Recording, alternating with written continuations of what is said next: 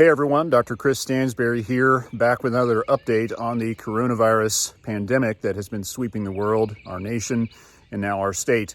The West Virginia DHHR has confirmed that we now have 52 cases of COVID-19 going on here in the state. So it's all the more important to continue to stay at home and continue to practice social distancing and good hygiene as these cases pop up around the state, and they're scattered pretty much all across.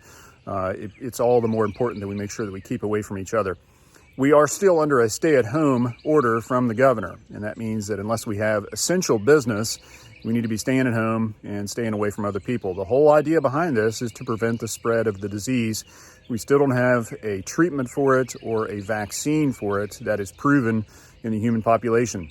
A lot of scientists out there studying this. We're going to have something soon, but we still do not have that. So the best way that we can prevent the spread of this disease is to make sure that we're not coming in contact with it and staying away from other people. So please, unless you have something important to do, grocery store, picking up prescriptions, getting gas, something essential, stay at home and stay away from each other. Definitely don't get in crowds, and be really careful with that. Some news came out of the U.S. Senate late last night. They passed an over $2 trillion coronavirus relief package, and that included some good things for West Virginians. They have expanded the unemployment benefit by an additional $600 per week.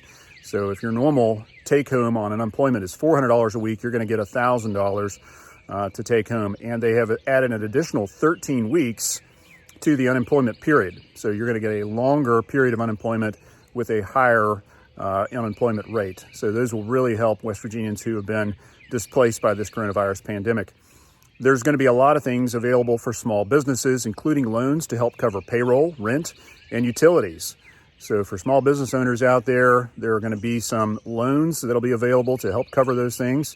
And the good news is that if you're keeping your payroll and meeting other conditions, then the federal government is going to forgive those loans. So yeah, you're going to be on the hook for them initially, but as long as you follow the rules that they've set out, they're actually going to forgive those loans. So it's going to enable you to stay shut down, which is the safest thing to do unless you're essential, and keep your employees on the payroll, make sure they're still getting their needs met, and then in the end, they will forgive those loans. So really good news there.